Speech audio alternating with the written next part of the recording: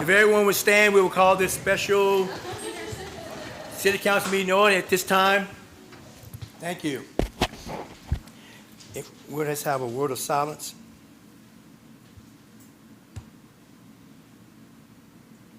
Thank you. If you join me in the pledge. Pledge allegiance to the flag of the United States of America and to the republic for which it stands, one nation, under God, indivisible, with liberty and justice for all.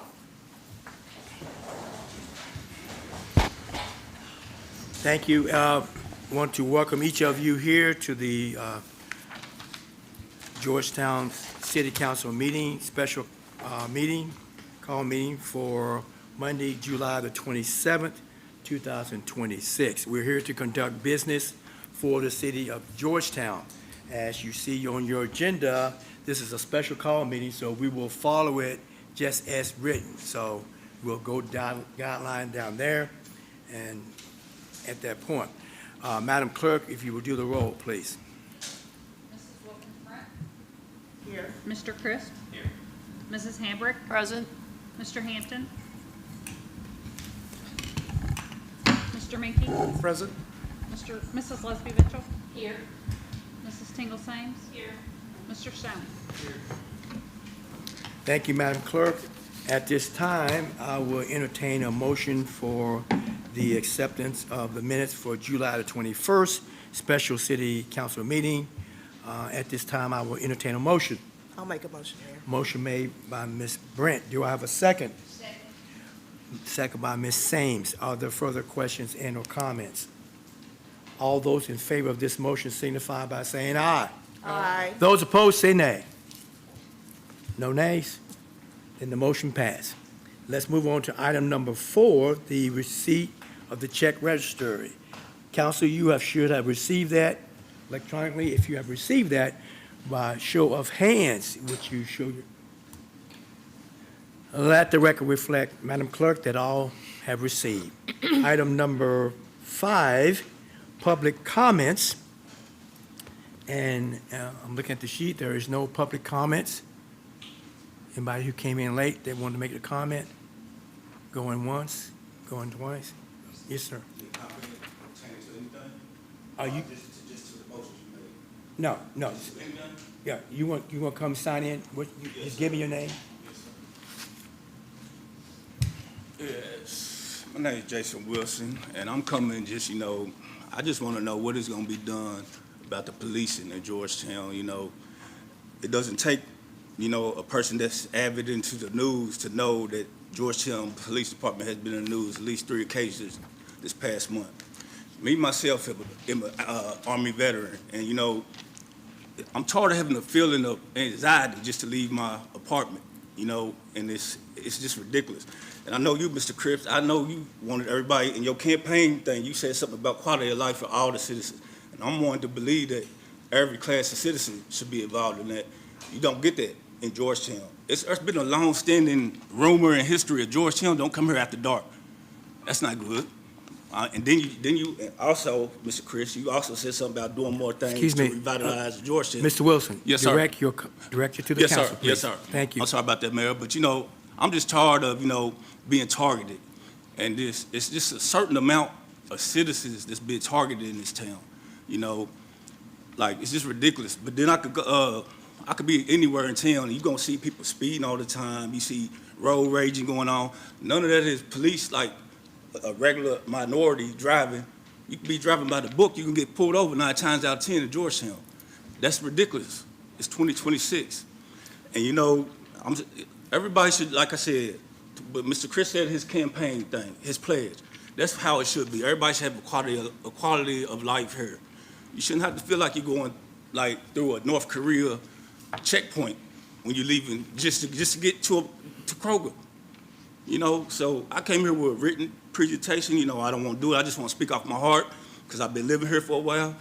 And, lately, and especially when you got elected, Boston neighborhood, there is truth to the rumors. They was just pulling over people everywhere because they was mad because Georgetown had its first black mayor. That's ridiculous. And, I don't want to come here disrupt and take anybody off track, but I would like for this to be addressed. You know, it's been in the news 3 times, pulling guns on a young white lady with mixed kids.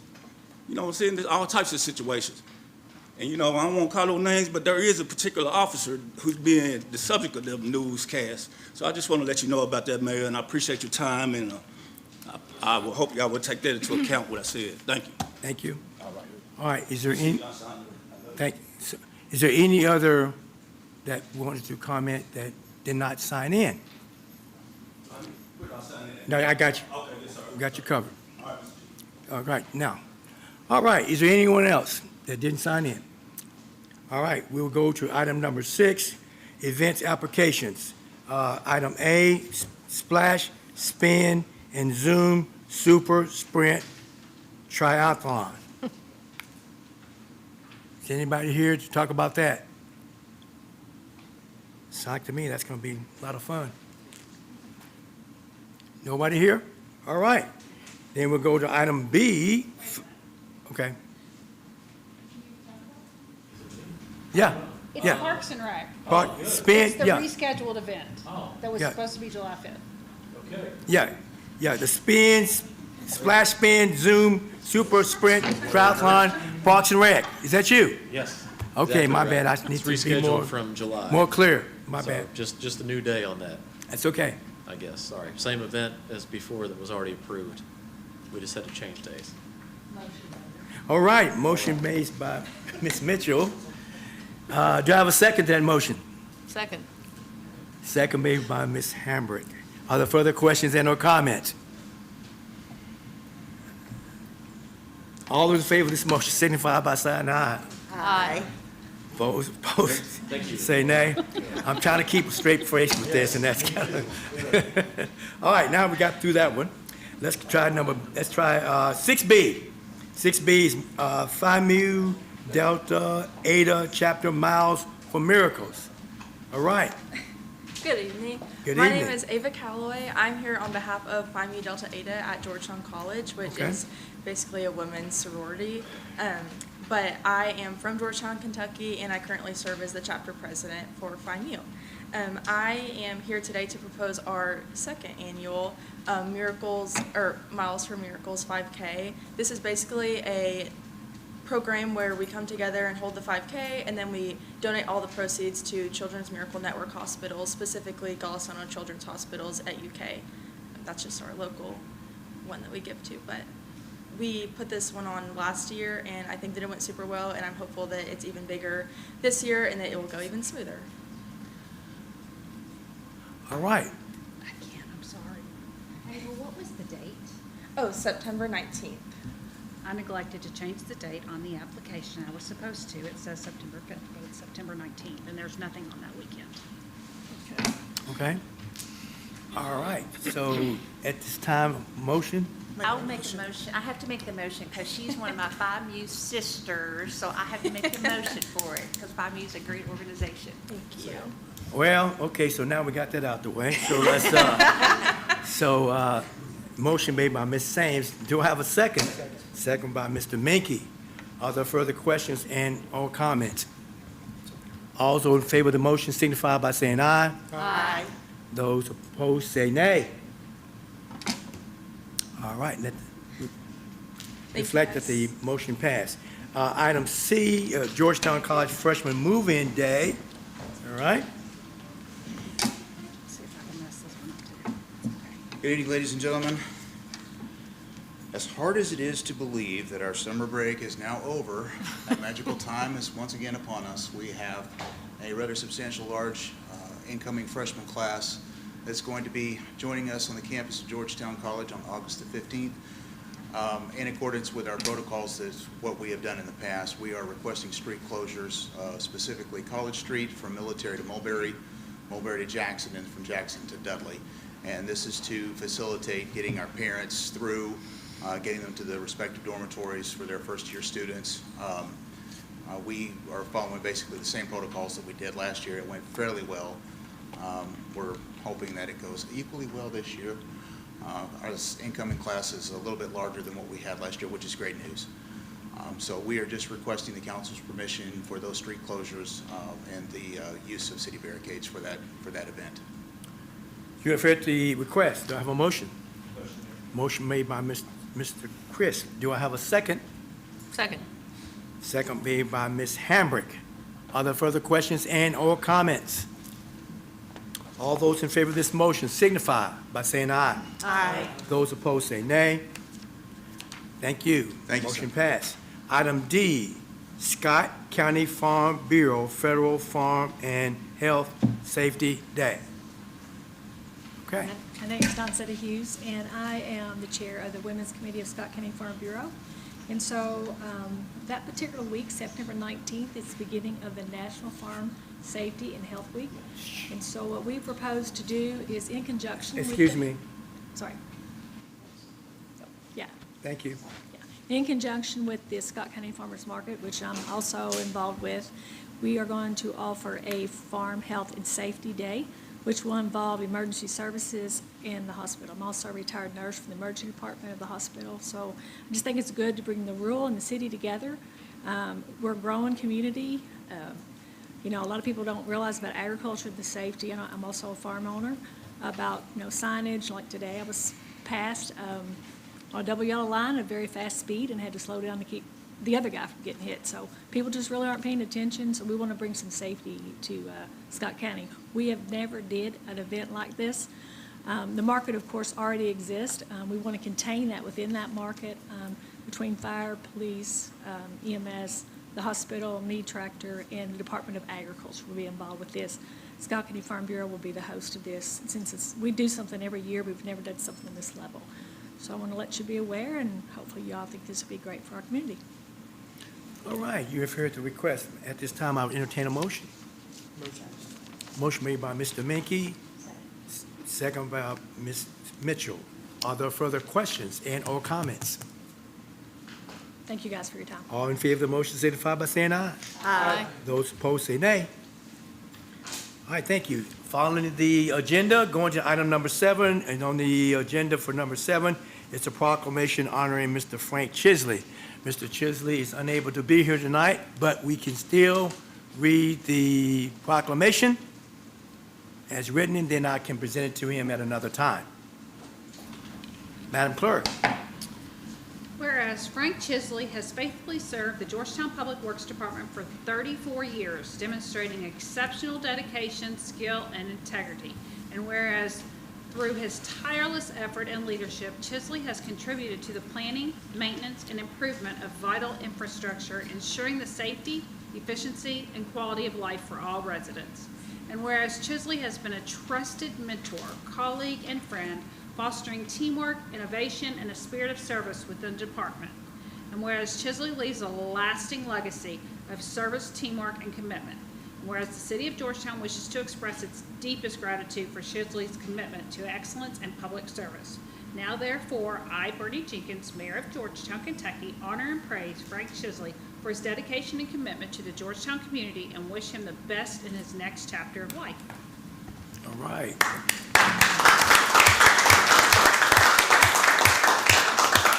Thank you, Madam Clerk. All right, moving to item number 8 on the agenda, and council committee reports. The council committee reports, we'll start with finance.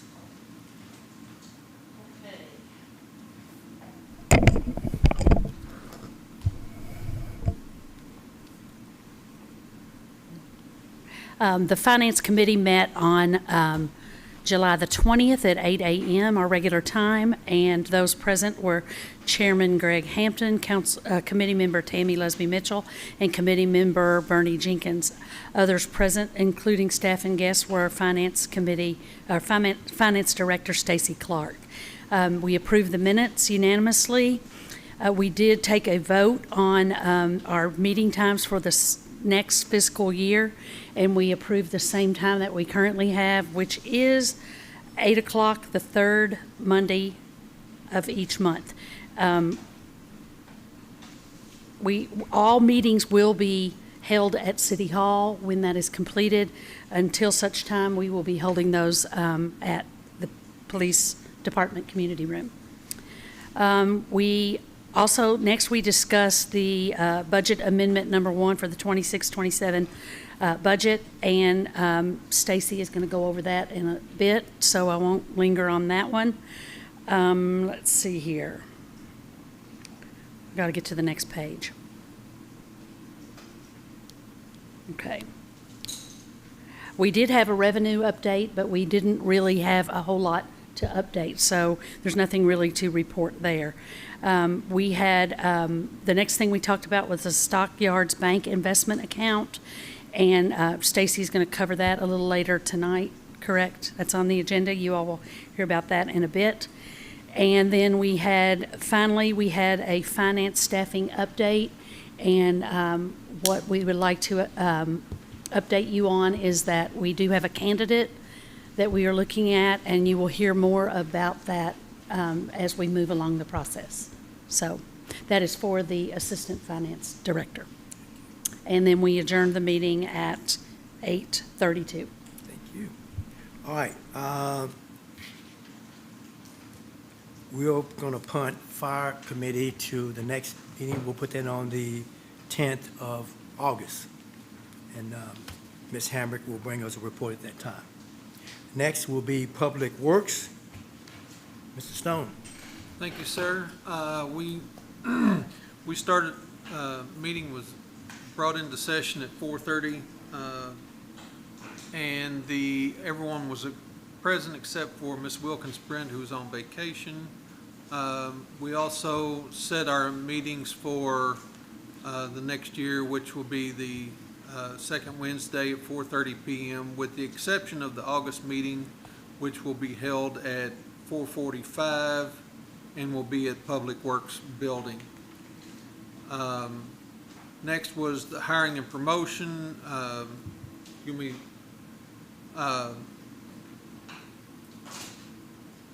Chief Bruin promoted Eddie Fryman to the position that Frank Chisley vacated as Assistant Director.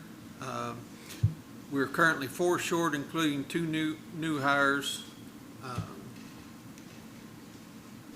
Festival of the Horses coming up. They will be having a meeting in a few weeks with Lori. The barricades, which were first used at the 4th of July parade, lots of positive comments on those.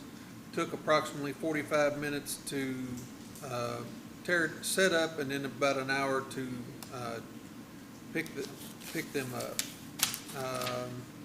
We will be talking about the mulch and leaf program at the August meeting. Eddie Hightower talked about the brick project on the sidewalks in downtown. It's slow, but it's moving. Got 2 bridge projects going on, one at Clubhouse Drive, which has started, and they have a traffic light that is controlling traffic out there. Old Oxford Bridge is out for design. West Main Street TAP grant has passed the Historical Society, and moving forward it goes to KYTC, and there will be 2 utility poles that have to be moved. We discussed the Sims Road landfill, which are some approximately 800 feet of pipe that will need to be replaced. Approximate cost is $95,000. So, and that the money has been carried forward from last year's budget to take care of that. Indian Hill stormwater projects, their crews are starting to clear the ditches. Indian Hill speed tables, they're getting pricing, and the prices are in the neighborhood of $15,500 per speed table. Washington Street sidewalk project, they're getting estimates and still in the design phase. We've already talked about the street paving, and we adjourned at 4:49. Thank you. All right. Next is item number 9, planning and zoning ordinance. There's nothing there.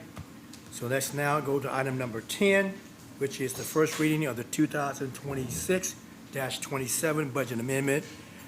First amendment, Sponsors are Greg Hampton and Tammy Lusby Mitchell. And Good Stacy gonna tell us evening. about it. Thank you, Yes. Stacy. We wanted to go ahead and start doing our budget amendments a little bit earlier than we have in the past to keep things rolling, to keep things updated. I won't go through every line item. The vast majority of this budget amendment, I believe it's just a little over, about 1.2 million, is carryover items. So there's a long list in your packet of items that were approved as part of Municipal Order 2026-53, where we provided you a list of items that needed to be carried over. After that, additionally, the fire department had some 2026 purchase orders that they had made. They had hoped would be in by June 30th, so they were not included on that list, but they let me know afterwards, these didn't make it in. We need to carry these over to the new budget year. That would be fire truck 1 and engine 2 repairs and just some various purchase orders. The only new additions in the general fund, it was written in the MO, I'm not sure if it was mentioned, but when we adopted approved our property and insurance, liability insurance, workers' comp insurance policies for the new years, those did come in a little bit over what we had budgeted. So the workers' comp in various departments and line items is an increase of just a little over 15,000. And for property and liability, it's an increase of just under 26,000, and that's spread across multiple departments. One of the agenda items that you'll hear about later in this meeting, we had budgeted kind of as a placeholder because we didn't really know exactly how much it would cost. We had budgeted $25,000 for a comprehensive IT, information technology, needs assessment to come in and look at the structure of how we provide IT service to our departments in the city. And so we went out, did a request for qualifications. You'll see that we have recommended a company, and that full scope of their project is about $79,000. So this does include an increase of $54,000 for that. And again, we'll talk more about that agenda item a little bit later. Those are all of the general fund items. On the 911 or dispatch fund, they had one small carry forward item, and they have 2 new requests. The assistive dispatching and logging recorder, you will hear about in a few agenda items. That's approximately $65,380 per year, and the first year of that has been included in this budget amendment. The logging recorder is in dire need of replacement to make sure that it continues functioning. That's what records all of our calls. That's what they use for open records purposes. I'm sure Jennifer will explain it in a little more detail when she comes up, but that is something that is included. And also, they are using LexisNexis now, or once instead of TLO, and that is a software. I had written it in my memo. TLO provides access to public records, but the LexisNexis also combines public records with law enforcement records and device geolocation analysis. So this is something that they use when dispatching and in police services as well. The next thing was just to update the MAP fund beginning balance, our grant fund, to update any beginning balances on some of our grants, and to add some grants that have been adopted since we, grants that have been accepted since we adopted the budget. And lastly, the capital projects fund included a couple additional months of construction admin services for City Hall. However, the $1 million there that you see, that's not a new cost for the construction contract. That is simply the balance of the last, of the contract that's left to be paid. So obviously, we're not going to make our final payment until construction is complete. So that is just a carryover of what was left over in last year's budget. So, any questions on the budget amendment? Yes, sir. Yeah, with the insurance increase, was that from any increase in claims or just market inflation? It's both. The property and liability, which increased the most, like anyone else, we are subject to assessments of all of our buildings and facilities. So when they are assessed at a higher value, we pay higher property rates. Obviously, our fleet is much newer. Vehicles cost a little more than they used to, so as we receive new vehicles, those go up. Claims is part of it as well. Most of our property and liability claims have to do with, vehicular accidents or something of that nature. but it's a little bit of all of it. But mostly the cost of facilities and equipment that we're insuring has also increased and caused those premiums to go up. Okay, thank you. All right. Okay, Madam Clerk, you read the first reading. An ordinance amending the annual budget ordinance for fiscal year July 1, 2026 through June 30, 2027. Summary, general fund. Prior year revenues are increased by $1,254,554.58. Intergovernmental revenues are increased by $1,596.22. General government expenses are increased by $60,603.71. Information technology expenses are increased by $25,000. City council expenses are increased by $9.78. City clerk expenses are increased by $3,748.17. Building inspection expenses are increased by $1,443.14. Police expenses are increased by $36,359.05. Fire expenses are increased by $166,757.16. Code enforcement expenses are increased by $3,407.46. Public works expenses are increased by $5,744.40. Engineering expenses are increased by $317,425.77. Stormwater expenses are increased by $357,469.35. Interlocal expenses are increased by $263,682.81. Transfers to other funds are increased by $14,500. 911 dispatch fund. Prior year revenues are increased by $42,933.40. Intergovernmental revenues are increased by $42,933.40. Dispatch expenses are increased by $85,866.79. Municipal road aid fund. Prior year revenues are increased by $969,416. Road improvement expenses are increased by $969,416. Grant fund. Prior year revenues are increased by $82,922.49. State grant revenue is increased by $3,571,300. Federal grant revenues are increased by $190,535.05. Police expenses are increased by $99,900.54. Dispatch expenses are increased by $105,300. Community service expenses are increased by $3,540,489. Interlocal expenses are increased by $99,068. Capital Projects Fund. Prior year revenues are increased by $1 million. Transfers from other funds are increased by $14,500.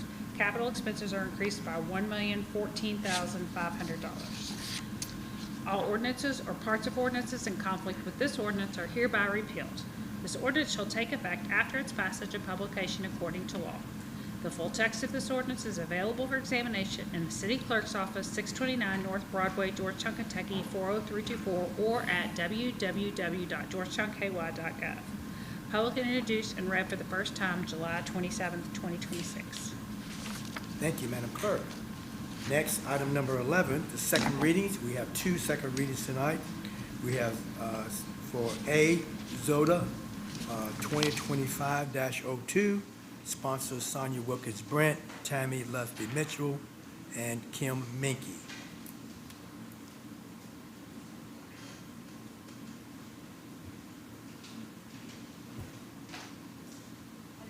Amending Article 4, Section 4.3, Residential Districts, Article 4, Section 4.4, Commercial Districts, and the Schedule of Zoning Ordinance as recommended by the Georgetown-Scott County Planning Commission. Summary. 1. Amend Section 4.3 Residential Districts to calculate density from net acreage to gross acreage and for planned unit development without commercial activity to be a permitted use, previously currently only as a conditional use. 2. Amend Section 4.4 Commercial Districts as follows. Section 4.41 to clarify the intent of the B1 Neighborhood Commercial Zone and planned unit development with or without residential activity as a permitted use, previously currently not permitted in the zone. And Section 4.44 for planned unit development with or without residential activity to be a permitted use, previously currently only as a conditional use, and for inpatient medical facilities and offices as a conditional use. 3. Amends the schedule of dimension area regulations within Article 4 to reflect the changes made to Section 4.3. 4, provides for repeal of inconsistent ordinances, severability of provisions, and an effective date upon passage and publication. The full text of this ordinance is available for examination in the City Clerk's Office, 629 North Broadway, Georgetown, Kentucky, 40324, or at www.georgetownky.gov. Introduced and publicly read for the first time July 13th, 2026, publicly read the second time July 27th, 2026. Thank you, Madam Clerk. At this time, you have second reading. At this time, I'll entertain a motion. Motion made by Ms. Mitchell. Do I have a second? I'll second. Second made by Ms. Brent. Are there further questions and/or comments? Just a comment, Mayor. On this, I'm going to vote no on it, and I just wanted to explain to the public why, is because in that language, it still has the net to the gross and changing it, and I'm still concerned about the density, even though they tried to explain it to us with that and how that would go towards credit. It never got explained to the point that it still wouldn't affect the density of it. So I'm going to vote no on this one. Okay. Thank you, Mayor. Okay. Any other question or comments? All right, Madam Clerk, roll call. Mr. Stout? No. Mrs. Tingle Sames? No. Mrs. Lesby Mitchell? Yes. Mr. Minky? Yes. Mrs. Hambrick? Yes. Mr. Crisp? No. Mrs. Wilkins Brent? Yes.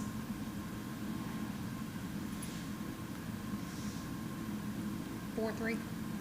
4-3? All right. And it passed. Thank you.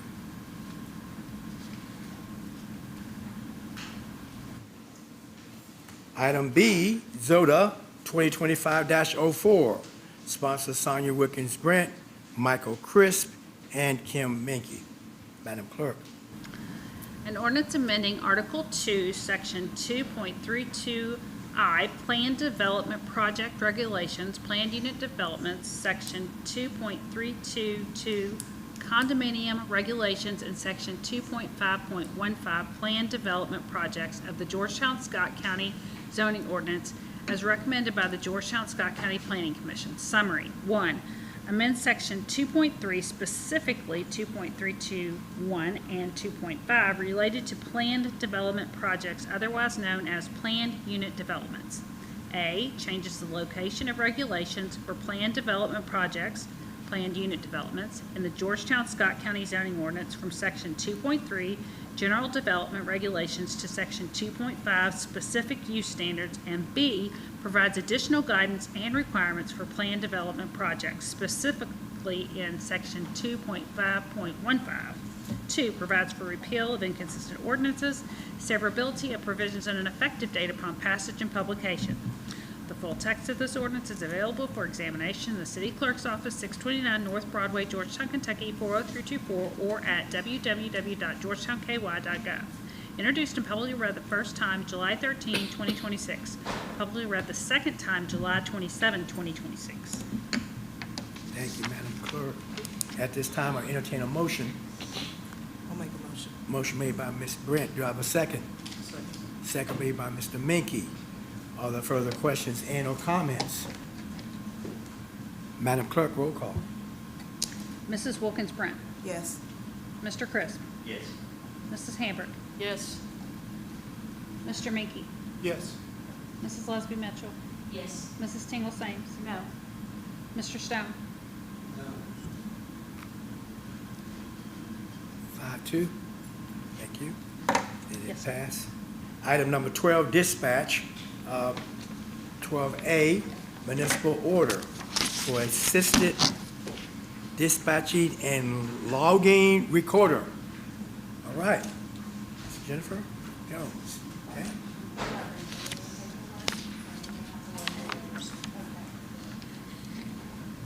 All right. I don't know if you all had any questions about it. The assistive dispatch it goes with the prepared that we bought earlier. The prepared transcribes the phone traffic, and this piece will transcribe the radio traffic. So it wasn't available to us when we originally bought prepared. It was in beta testing still. It is now available to us. It was just kind of the missing piece before, so we would like to go ahead and purchase that part just to kind of make it all cohesive. Along with our logging recorder. Our logging recorder has failed us 3 times this year. We would like to not see that happen anymore and go ahead and get this one quick as we can. Any questions about it? All right. At this time, you have heard the request. I will entertain a motion. Motion. Motion made by Ms. Hamrick. Do I have a second? Second. Everybody want it one time now, okay? Motion made, second by Mr. Minky. I'll give you that one. Are there further questions and or comments? All those in favor of the motion for the municipal order for assisted dispatching and logging recorder, signify by saying aye. Aye. Those opposed say nay. Let the record reflect that it passed. Item number 12B, municipal order, Tyler Technologies Enterprise Records. Yes. Okay. So the rest of our CAD system is already in the cloud. This is the part of it that is like the database, the records management part. It is probably the most important part of it. This is what all of the reports, and you may be able to explain this part better than I can. This is kind of what all of the police reports and everything, this is what all the police reports and everything merge into once they're done. For dispatch purposes, this is just our database of everything. Tyler Tech is not going to update it. They'll maintain it, but they're not going to do any more updates to it. It's just old and clunky. It's just the it is what it is version. So by updating this part, it'll send, this is the last piece of it. It'll send it into the cloud with everything else. We also get the public safety analytics with it, which will make it much, much easier to pull reports off of. I think there are some other things that maybe Citizen Connect and stuff like that that may make transparency a little easier as well. So it does come with a lot of more modern equipment, say. Yeah. Okay. You have heard the request. At this time, I will entertain a motion. Motion, Mayor. Motion made by Ms. Brent. Do I have a second? Second. Second made by Ms. Sames. I guess y'all gonna try to flip coin down there and see you're gonna do it. Okay, At least they're thank you. fighting to say yes Yeah, instead of no. thank you. Are there further questions and or comments? All those in favor of this motion signify by saying aye. Aye. Those opposed say nay. It passed. Now, item number 12C, municipal order for AT&T phone system update. Yes. Okay. So we are wanting to update to a new Carbine 911 system. This will also update us into a cloud system. The great thing about this one is that it will give us dual licenses. With that, if the worst of the worst were to happen, we will be able to have a laptop that will basically let us pick up and go. We can we'll have our consoles. It will also give us a dual license on a laptop and let us pick up and take 911 wherever we need to go. Instead of having it just at a backup center, wherever that backup center is, we can pick up and take this anywhere on the go that we need to go, which can basically make us mobile, among many other things. It also interacts with Prepared and all of our other equipment, so it will complement everything else that we have very nicely. All right. You have heard the request. At this time, I will entertain a motion. Motion made by Ms. Mitchell. Do I have a second? Second by Mr. Minky. Are there further questions and or comments? All those in favor of the motion signify by saying aye. Aye. Those opposed say nay. Let the record reflect that it passed. Thank you. Thank you. Item number 13, finance, municipal order, software solutions, visual intelligence portfolio software renewal. Yes, this is just a renewal of our maintenance agreement for our accounting and financial software. We had a 5-year agreement that expired June 30, so we're requesting a renewal of the support and maintenance so that we can continue to get updates of the software, and it is a 3-year agreement. All right. You have heard the request. At this time, I will entertain a motion. Motion made by Ms. Mitchell. Do I have a second? Second. Second by Ms. Hambrick. Are there further questions and/or comments? All those in favor of the motion for municipal order, software, solutions, visual, intelligence, portfolio, software renewal, signify by saying aye. Aye. Those opposed, say nay. Let the record reflect that it passed. Item numbers 13B, municipal order, information technology needs assessment. Yes, we, like I said, conducted a request for qualifications, had several firms applied, and we decided to go about this by an interview approach. So we took our assessments, looked at everything, we interviewed some very qualified firms. After doing that, we had a follow-up interview with Barry Dunn, who you see on here as the recommended firm. They have a lot of municipal government experience, but several of their staff have been IT directors at governments. So we feel very confident that they could help us navigate what would look best for the city of Georgetown's IT future. First, from an evaluation of staffing, policies, procedures perspective, and then once they've made a recommendation on that going forward, there is the final piece where they could also recommend some actual technology initiatives at the end of that process. So again, this is at a cost of $79,000, and if you have any questions, let me know, and Devin and I will do our best to answer those. All right. You have heard the request? Let me get a motion first. Hear request? Motion is by Ms. Mitchell. Do I have a second? Second by Mr. Chris. Now, questions? Mayor. So this is the one you mentioned that we budgeted 25,000 Yes. for. So what changed so significantly to cause it to triple? I would More say than that I don't know that we had a true idea of how much it would cost. So that's bottom line, I think, unless Devin has anything to add. It was kind of a placeholder budget item at the time. So once we got into the new fiscal year and did our RFQ and negotiated an agreement, after hearing their qualifications and what they've been able to help other governments do, we do feel that their price is fair.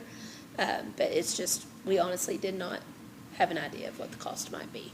So it was a placeholder. So of the folks that you interviewed for that scope, what was the range of? It was a request for qualifications, so it did not include price. So we determined what we felt was the best fit through that process, and then negotiated a fee with them. Okay. So All right.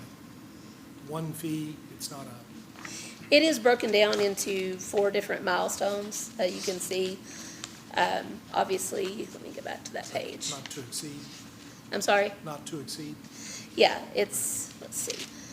So the proposed total, so you have deliverable 1, project work plan and schedule, 9,500.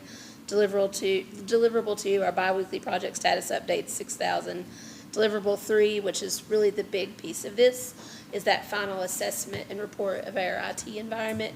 That's the bulk of it, the 41,500. And then deliverable 4, I believe it's kind of highlighted in a different number, but we would need to pull the trigger on deliverable 4, which is the $17,000 for the actual strategic recommendations. So deliverables 1, 2, and 3 are what we know 100% we need going in.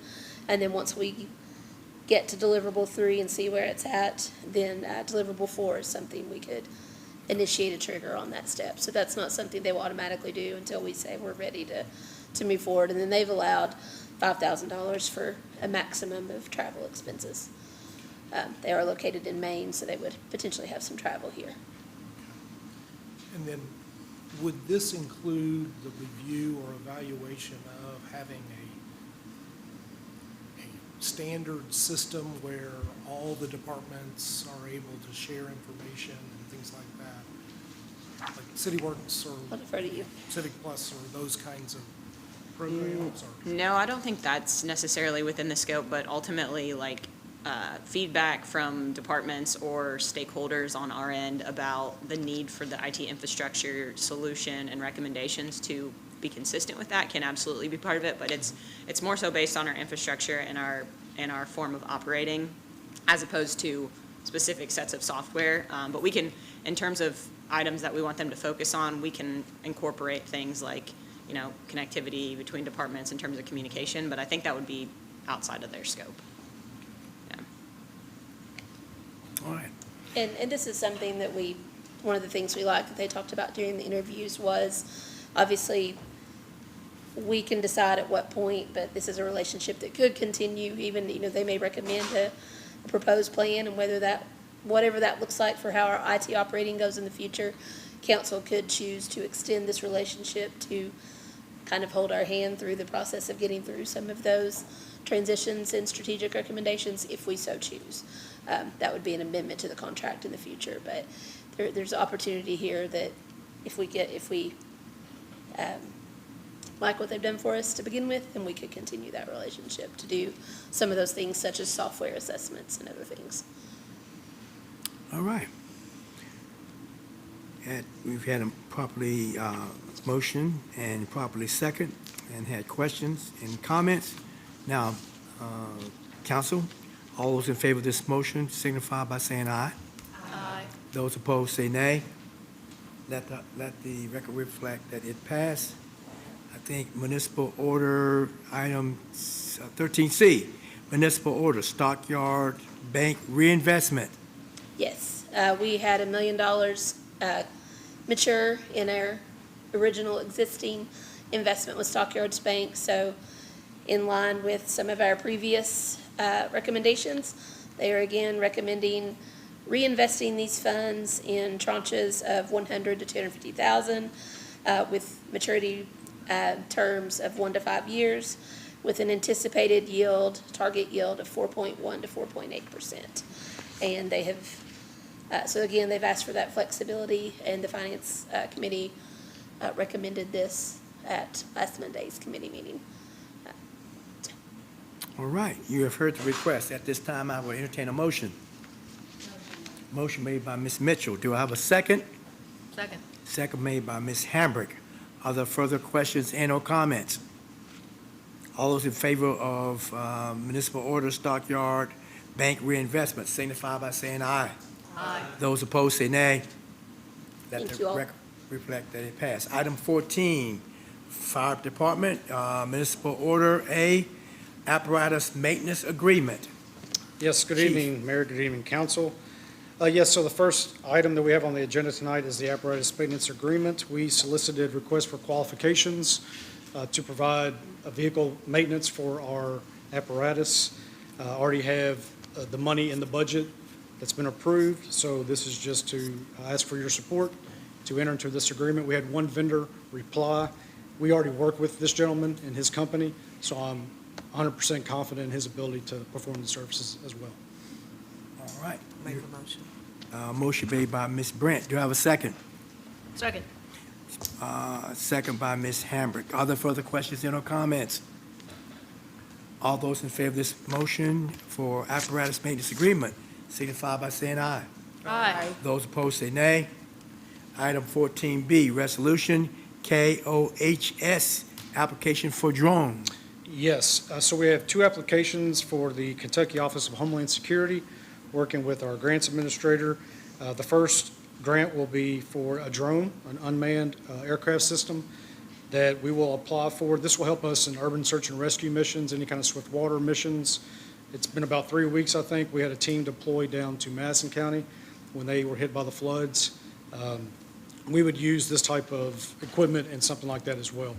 So this would be on our deployment trailer, so not only can we use it here locally, but it'd be a regional asset too. All right, you have heard the request. At this time, I will entertain a motion. Motion made by Ms. Mitchell. Do I have a second? Second. Second made by Ms. Sains. I'm gonna give you this one this time, all right? He had the last one. Are there further questions and/or comments? I have a comment. Yes, ma'am. I think this is an important update for the fire committee, and it's also billable when we deploy to other places and help them out. Yes, ma'am. So that's important for us to know fiscally. Absolutely. Okay, thank you. Any other comments? Yes.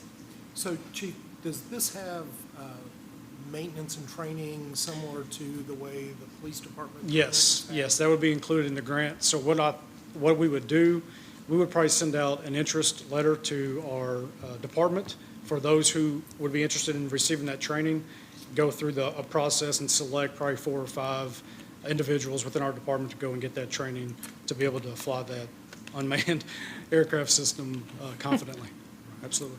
And then what about maintenance or, you know, if it No, so the goes maintenance, down the and maintenance would that- not be included in that grant proposal. That'd be something that we would have to maintain ourselves. Any idea what that's going to be? I do not, but I can get that information and report back for sure. And what about the supplier? Is there any connection that can be made with, like, the same vendor that? Yes, that maybe provides lease? like a maintenance agreement along with that. Yes, so we would get the grant first, I think, and then go through the city's procurement process and figure that out at that time. All right. Any other questions and or comments? All right, you have heard the motion. All in favor of the KOHS application for drone, signify by saying aye. Aye. Those opposed say nay. All right, next, item 14C, KOHS application for radio microphones. Yes, so again, another Office of Homeland Security grant, and we need to replace our speaker mics that go onto these radios. They're about 7 years old. The ones that we currently have are no longer manufactured. So I need to replace about 73 of those. I figured we'd go ahead and try to apply for this grant to get those microphones now instead of in the future. All right, you have heard the request. At this time, motion made by Mr. Crisp, second by Mr. Minky. Are there other questions and or comments? All those in favor of the KOHS application for microphones, radio microphones, signify by saying aye. Aye. Those opposed say nay. Let the Thank record reflects. Item number 15, Human Resource Municipal Order Bluegrass Direct near site primary care facilities. That was it. That's a mouthful. Yep. So since Karen was the only council member who was on this council in 2014 when we first joined a near-site clinic, I'll go ahead and give a brief history of what we've done to get here.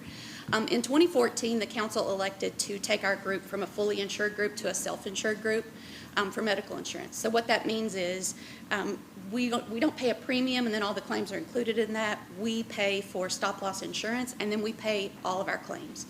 So in paying our claims, when we were fully insured, we noticed we were leaving a lot of money on the table because our premium was exceeding the amount needed in claims. Going to partially self-insured, we thought that a very excellent resource to pair with that would be a near-site clinic. One that would see our employees for acute and chronic illnesses, help with their wellness, their whole well-being. They do health risk assessments, what have you. We thought that that would be a great thing to pair so that our employees could go there free of charge, number one, and number two, to a service that did not bill through insurance. So the fewer claims that hit our insurance, the better we would expect our renewals to be. Because they're not seeing all of these smaller doctor's visits. They're not seeing as many unnecessary ER visits and what have you because we have a near-site clinic. So we fast forward. We did that in 2014. It's been a great partnership. We were in partnership with Toyota 2 Show, TLD, and another logistics group. But in the past little bit, it's not been as fruitful for us. And one of our partners, GMWSS, they determined that they were going to start using Bluegrass Direct, which is a local direct care facility. So after a year's worth of data, we have learned that GMWSS had a great year, a great ROI, and that their employees are very happy with the clinic services. We have some employees who are spouses to water company employees, and they're using that clinic now, and they love it. I think that the successes of it have been great. And the two doctors Christina Jane and Colton Jane, are here with us tonight. So if you have any questions about their facility and what it's going to offer to all of our employees that are on our benefit plan, they'll be happy to answer that for you. Aside from that, I don't know how much detail you want me to go into anything, if you have any questions about the supplemental information or the bid itself, but I'm happy to answer. We did put out an RFP. The current group that we're with responded, and Bluegrass Direct responded. There was a panel put together to score those, and we certainly chose Bluegrass Direct as coming out on top. I'll go ahead and tell you the few reasons for that. One was because premise, Balanced Care was only offering us part-time hours. So there were 6 hours, Monday through Friday, each day, that employees could get in there for visits. And we got to some hardships with them finding and staffing doctors for us. So there were lots of times in the past 7 months that there's only been a nurse there. Nurses can't see our patients, nurses can't dispense medications. That's what the clinic's primary reason for being is, so it hasn't been as successful with that going on. Bluegrass Direct can offer us full-time hours, which is much appreciated. We'll be very happy, our employees will be very happy to have that. Another huge perk is that Bluegrass Direct has a pediatrician on staff. Dr. Christina Jane is a pediatrician. We have about 200 plus children on our medical plans, and the average age of those children is 13 years old. The average age of our employees is only 39 years old. So we have about 15 births at least every single year.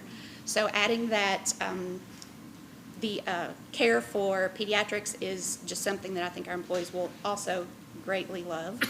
And then we have had employees asking a lot in the last several years for GLP-1 medications. If anyone's not familiar with what those are, it's the medications primarily developed for treatment of diabetes, but people have started using that for weight loss. People have had some successes on those for weight loss. So we do not want to put that on our plan, on our medical plan, because the cost could be very prohibitive. I understand that we could be looking at easily $1 million if 1 to 10 employees decide to pick that up on our insurance. So we definitely don't want to go that route, but with Bluegrass Direct, they offer the service for weight management and GLP-1 treatment as an extra for our employees. So the city will not be paying for employees to have weight loss medications, but if the employees choose to, while they're there at the clinic, they can get the service and they can get it at a great discount. So I think we're responding to the needs of the employees, but also being very fiscally conservative.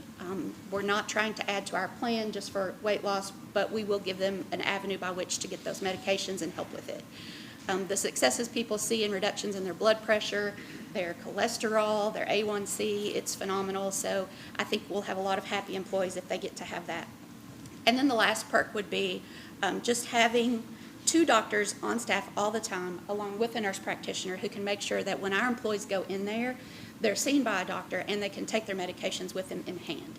That's always what the model's supposed to have been, and it was strayed from a little bit in the past just because Balanced Care had so much trouble restaffing doctors if we had someone leave.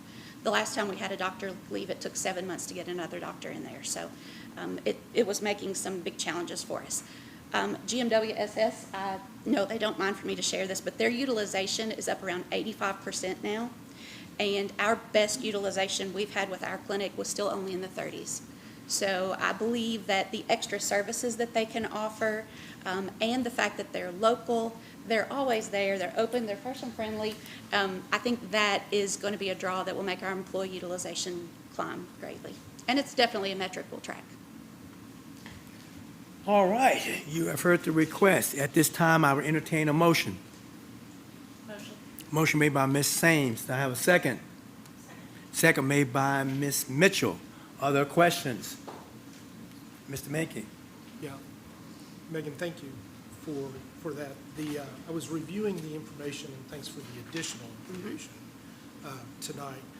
So I'm not on the medical plan, so I don't have any of that background to judge this from. So I'm not sure how it works. So is this just an option for the employees and their families to be able to utilize? And if it is, then how is that paid differently than this is the first question. I gotcha. Not quite. We actually go ahead and pay for all employees who are on our benefit plans to be members, and that would include their dependents. And the reason we do that is it's got a few folds to it.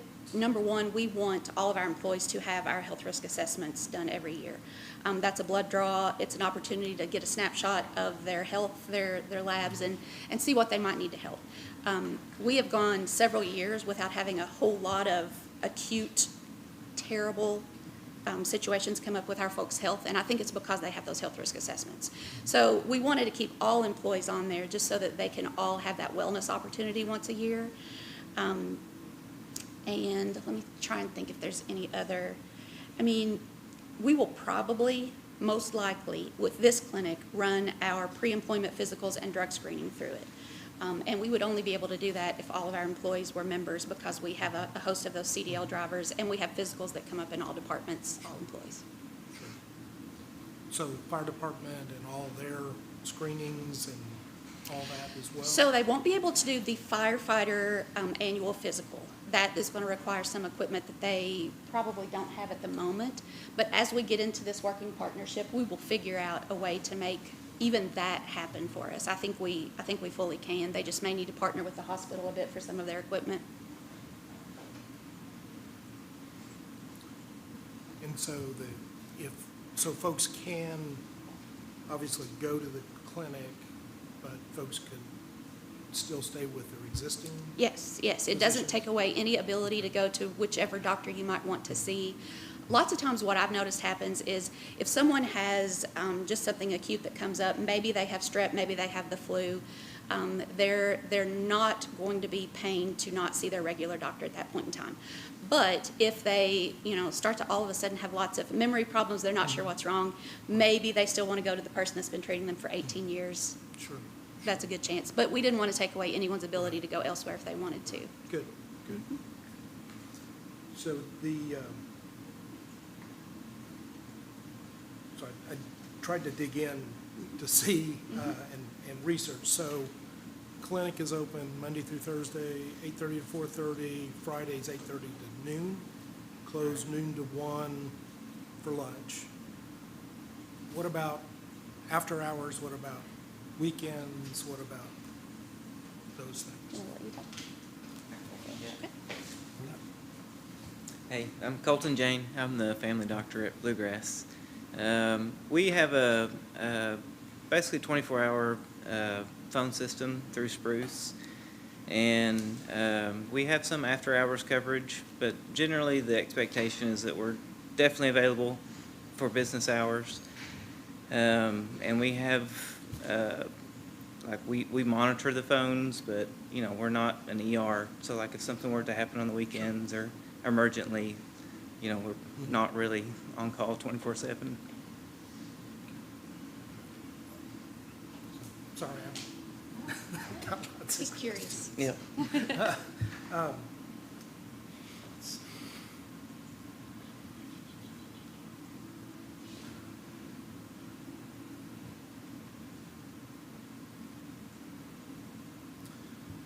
So I noticed in the packet, this would take effect August 1st? As long as they can have us ready to go by then. I know you gave us by the latest date, but we think we can be ready for August 1 for sure. Right. Yeah. Quickly approaching. Yeah. And I guess it's difficult to be able to assess without a lot of information and actual comparison. That's where I'm having struggles here.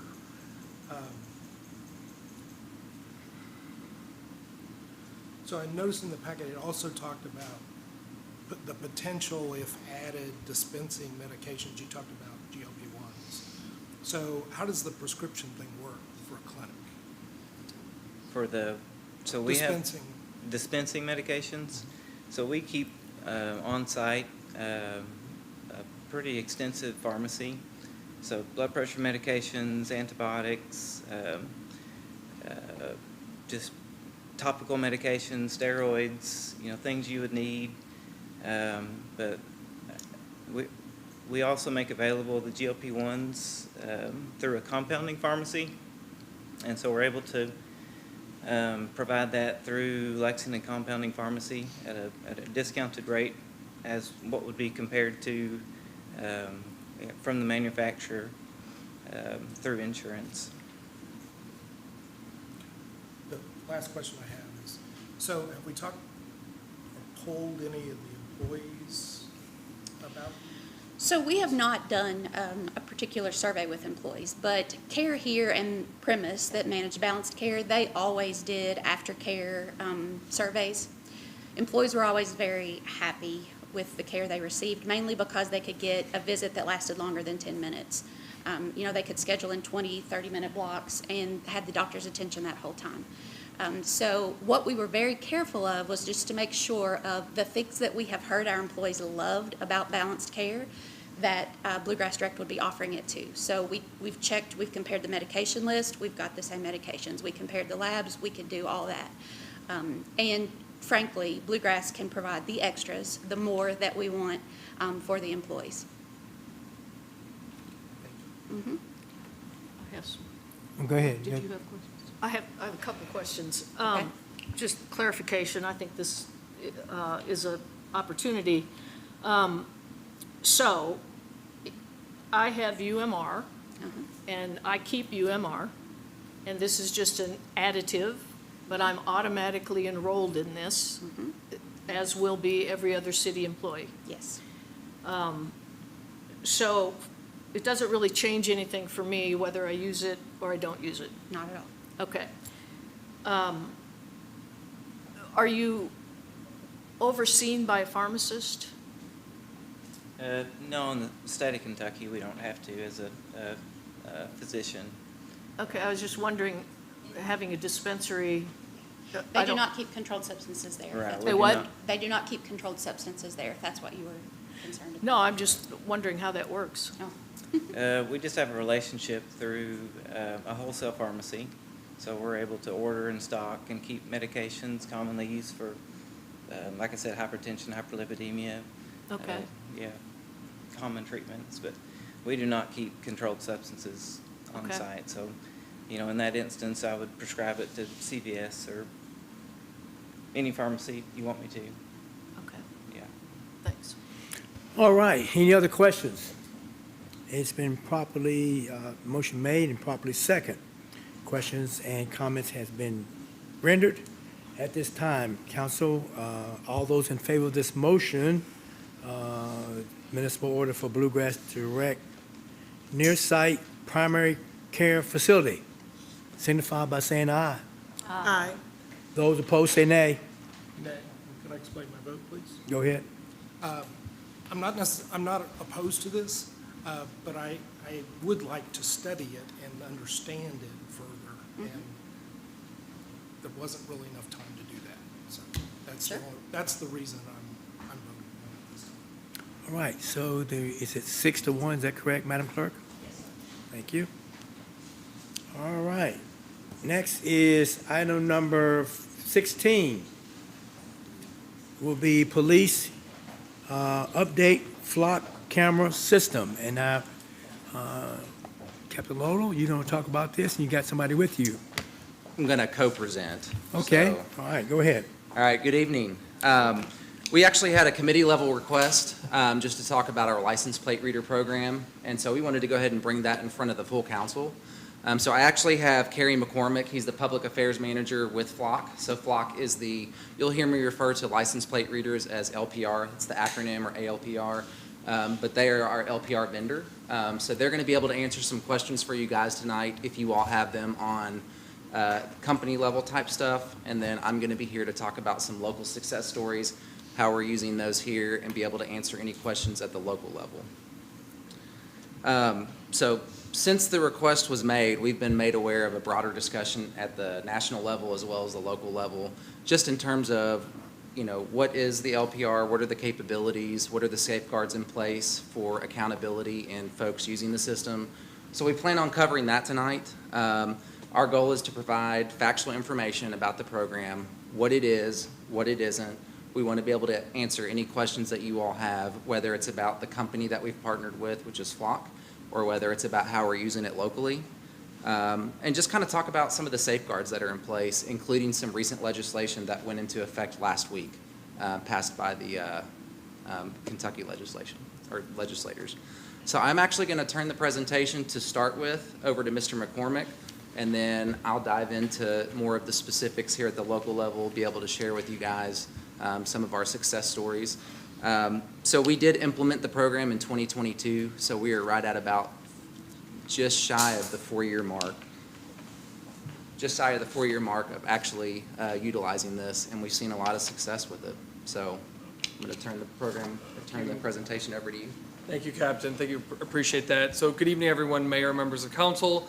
My name is Kerry McCormick. I'm on the external affairs team at Flock, so I'm on our public information team in our external affairs shop. So I'm not on the sales team. We are a group at the company that goes to city councils around the country to answer questions and explain what the product is and is not. But really appreciate the opportunity this evening. I was actually in my former life a city council person myself up in Ohio. So I appreciate your public service, been in your shoes, and appreciate your time tonight. So just to give a quick overview about our company, so Flock has been around for about 10 years, but ALPRs have been in existence since about the late 90s. So the technology's been there, obviously has changed over time, but Flock itself is right around 10 years old, but we are an American company founded and are headquartered in Atlanta, Georgia. We work with about 6,000 law enforcement agencies across the country, and we really work to support local law enforcement in maintaining safe and thriving neighborhoods. So we are a tool in their tool belt as they go about their day in order to solve crime and find missing people. And we'll get more into the details later about that. So just a snapshot of our company. We've got about 12,000 total customers. And again, that is going to be law enforcement agencies as well as some private customers, which we'll talk about in a little bit as well. And again, with utilizing our tool, we don't replace police officers, but utilized every single day across the country, 49 states, the one exception being Alaska, to solve crime. So again, this is a collaborative policing technology. This does not replace your police officers. This does not, fill their seats, but it helps them really in kind of fundamental ways, and that would be precision. So that is identifying a specific vehicle connected to a crime or missing person instead of kind of a general net of looking for certain vehicles, as well as efficiency. So it is really trying to say, when we identify a vehicle, and by say we, I mean local law enforcement, tied to a crime or missing person, specifically looking for only that vehicle and really tailoring it down to identifying that vehicle. So tonight we'll highlight license plate readers and what they are and what they are not. So license plate readers are cameras that are in the public right-of-way. They are fixed, and they are fixed to take a photo of a back of a vehicle, capturing the license plate and back of the vehicle. So again, capturing a vehicle, its publicly issued, state-issued license plate on a public right-of-way. These cameras essentially work in two different ways. The first is an alert. The second is a retroactive search. So what would an alert be? An alert would be a license plate that is already in the system, and that could be a local hot list. So let's say a convenience store is robbed, and the convenience store gets CCTV footage of the vehicle associated with the robbery, and your police department gets the plate and the vehicle. So we've got a blue Chevy, ABC 123, connected with that robbery. Your police department can enter that plate into the system to say, yep, it was a blue Chevy, ABC 123, that was connected with that robbery. And if that vehicle passes one of the cameras, it's going to send a notification to your police department to say, hey, that car you're looking for that robbed the convenience store just passed First and Main Street. So again, getting to that precision policing of, we're looking for this specific vehicle and it passed that camera.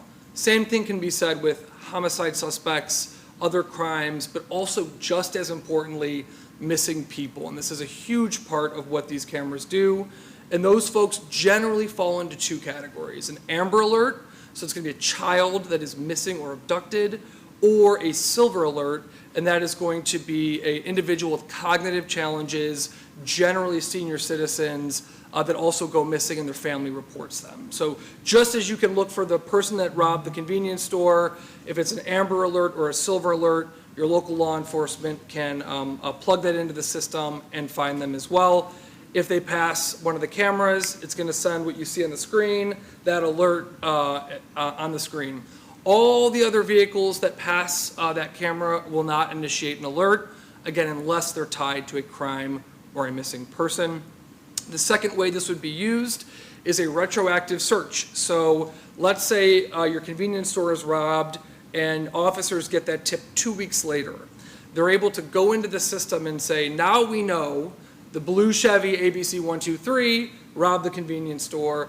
Did that vehicle pass one of our cameras over the last 30 days? And those results will populate and show up.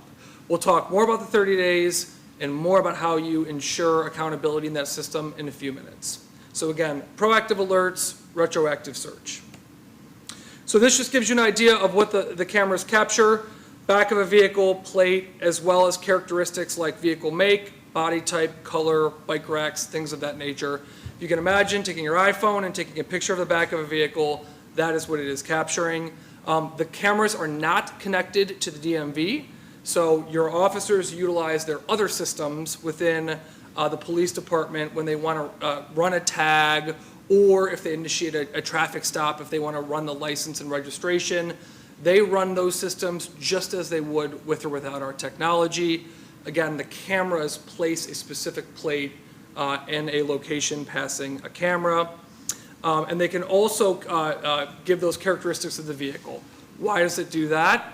Generally what we see is, especially unfortunately with things like drug trafficking, what are they going to do? They're going to flip the plates. And that is a frequent thing that happens, unfortunately. So they're able to say, hey, it was a black Chevy, and maybe they have a half plate or other information.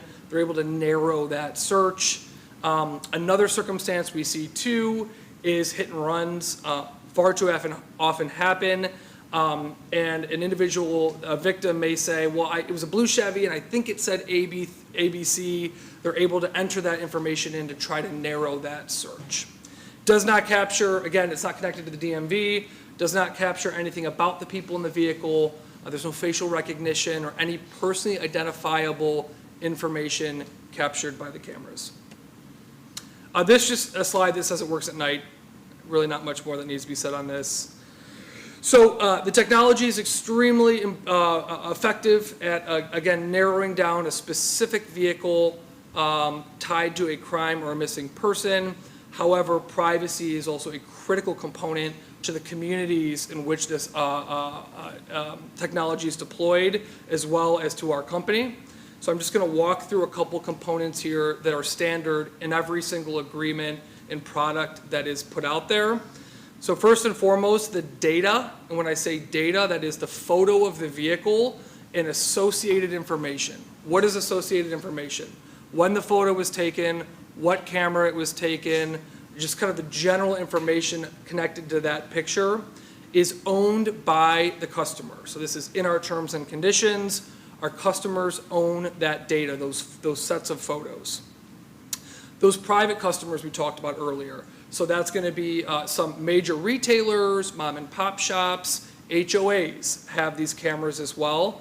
However, at no point do they have any access to law enforcement databases. So if you are a Lowe's or an HOA or a strip mall, a private strip mall that utilizes the cameras, you can share your information with law enforcement. You have no access to any law enforcement databases. Again, the 30 days is an important component here. So when the photo of the vehicle is taken, it has a 30-day lifespan. At the end of that lifespan, it is hard deleted and unrecoverable. So sometimes we'll get an agency that will call and say, gosh, we had an incident 32 days ago. Is there anything you can do? And the answer is no. It is gone and unrecoverable. That 30 days is in place because it tries to balance, as a best practice, preserving it for enough time where your law enforcement can utilize it. Again, they may get a tip 1, 2, 3 weeks after the fact, but also creating a finite lifespan for that data so that it's not sitting out there for months and months and months and years in advance. Now, there are certain state laws that require it to stay around longer. There are certain state laws that require it to stay around shorter. So based on those state laws, the system complies with it. So obviously we have to follow the law, the local agencies have to follow the law. I believe in Kentucky it is now 90 days maximum, but the 30 days is kind of a best practice. Exception here is, let's say a hit happens with a vehicle associated with an active investigation. Your department can download that photo to a local server to preserve it as evidence. So they can download a photo, it's then stored on your local server. We already talked about how they take pictures of public information, so publicly issued license plate, public right-of-way. Sharing is a really important component of the system. So what this means is when you sign up with Flock, you are sharing with no one. From that point, you can opt into sharing relationships. Now, why would you do that? If you think about law enforcement today, with or without our technology, agencies, whether it's your city to your sheriff, your city to cities around you, your city to the state, if you're in an area that borders other states or sees, drug trafficking or other things across state lines, your law enforcement talks to other agencies when there are investigations or crimes happening. This system can support that. So it says, hey, if Georgetown wants to share with the state, or if it wants to share with Lexington or whoever, you can do that, but it is completely your choice. So your agency can say, we find value in sharing with the state, with a community, with the sheriff, in order to collaborate on investigations or also missing people. We know missing people frequently will travel outside of your community and across state lines. You're able to share with other communities. Again, that is totally up to your agency, and those sharing relationships can be changed at any time. And again, we already talked about how there's no facial recognition. So this is just, this is another one of the meatier slides, and I promise I'm not going to give you too much after this. But cybersecurity is also a critical component of the system. So because the system is integrating with things like the Amber Alert and NCIC, we have to be FBI, CGIS, and NDAA certified. That's the National Defense Authorization Act, and FBI certified. In addition to that, the SOC 2 and ISO, for the non-computer people here, and I very much am not a tech expert, but SOC 2 and ISO, those are independent third-party annual cybersecurity audits of a system. And so they look for vulnerabilities, they look for the health of your cybersecurity on an annual basis. That we have those reports every single year available to our customers. In addition to that, though, our Chief Information Security Officer is obsessed with this, and he's been with us for about 1.5 years. He also brought on Bishop Fox, which is a third-party cybersecurity auditor, and what Bishop Fox is doing is on a regular basis trying to poke holes in our system, trying to find vulnerabilities, trying to find any issues within our cybersecurity as well. So a ton of effort that goes into that cybersecurity. So transparency, really important as well. Obviously we want the community knowing what's going on and how this is being used. You guys have a great transparency portal that you can see. This is yours on the right-hand side of the screen. But I'm going to talk a little bit about the bullets on the left because they're really important. So every search requires a registered ID with an offense type. What does that mean? When we were talking about searching the system, an officer goes in with a unique ID. So Officer Carey is signing in. My activity on the system, when I'm searching a plate, when I'm doing those things, is all logged permanently. So all of that activity on the system is logged, and you can look at who's doing what. This is really important for accountability and transparency purposes. And I'm going to skip down a few lines because it correlates. But in addition to that, there is proactive auditing. I believe your community has that turned on. What that does, because one of the pieces of feedback we got from our partner agencies was, the audits are great, but like everyone's busy. Is there a way to help us understand if there's irregularities within the use of our system? So the company launched Audit Assistance. This is optional. It's no extra cost, but you all are opted into it. What that does is it will track irregularities of use. So let's say I'm an officer and I'm normally searching 5 plates a week. One week I search 100. That's weird. right? There's something off there. The system is going to send an email to your administrator saying, hey, check what Officer Carey is doing. Doesn't mean, it's not saying there's misuse, it's just saying check in on it. Now, maybe I have an extremely active case I'm working, and that's totally justified. But the point is it helps flag irregularities within the system. Again, we talked about that permanent audit trail. We encourage you all to regularly audit that, and I believe the department is doing that on a regular basis. So looking at those audit logs and seeing how the system is being used. On the right-hand side, that is your transparency portal. And so that is a public-facing website explaining to the community what this thing is, what is it used for, what is it not used for, how long is the data retained, how many cameras do you have, that type of information that's put out there publicly for anyone in the community to view. Okay, just a couple things here to go over. We talked about sharing. Sharing is 3 tiers. It's 1-to-1. So Georgetown saying, hey, Lexington, we want to share with you. Lexington being like, great, we want to share with you too. You're in a sharing relationship. You can also break that up, either one, at either point if you'd like to as well. So that 1-to-1 sharing is the first tier. The second tier is statewide sharing. So everyone in Kentucky that enters into the statewide pool is sharing with each other. And there's a third tier, national sharing. Everyone in the national pool that opts in is sharing with each other. Importantly, there are no federal agencies in the statewide or national pools. So if you opt into those, you are sharing with other agencies, but there are no federal agencies in those pools. In addition to that, there are certain search filters that an agency can initiate. We talked about those permanent audit logs. And the legal response, that is more, we get the question sometimes, because it's the city's data, what happens if Flock gets a subpoena?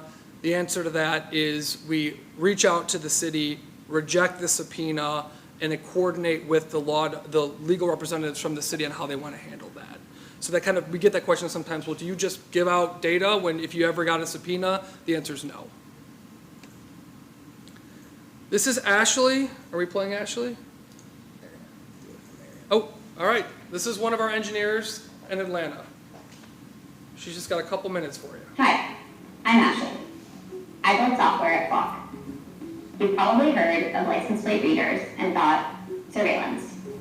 I understand why it feels that way, but that's not what we built. License plate readers take images of vehicles. Flock LPR is used after a crime happens. Things like stolen cars, hit and runs, a missing person. An officer can search for a specific vehicle tied to that case. The LPR system doesn't track people, and it doesn't predict when crime will happen. You can only search for vehicles on our LPR cameras. License plates, make, model, color, and other unique identifiers like bike racks, trailers, and toolboxes. There's no facial recognition and no ability to track a person. In most communities, the data automatically deletes after 30 days unless local laws require something different. The data collected doesn't live forever.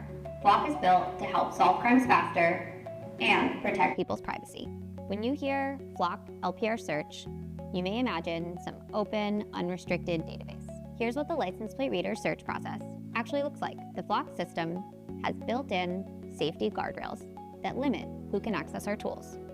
Law enforcement agencies also set rules based on their own policies. When an investigator is working on a specific case, say a kidnapping, they enter the offense type, case number, why they're searching, and narrow it down to a time and a place. Flock requires users to log why they're running an LPR search.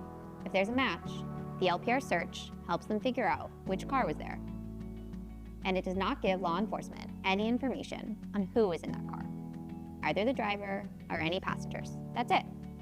A focused tool to solve real cases. That means missing people come home faster, more justice for victims, and overall better safety for everyone. A fair question we get a lot. How do police chiefs, law enforcement leaders, and elected officials know what officers are doing in the Flock system? First, every search and sharing request is logged. Every search records who ran it, when, and why. Agency administrators can run audits to identify any searches that don't match normal casework. Agencies also own and control all of their data. Each law enforcement agency decides if and how they share their data, unless laws and policies dictate otherwise.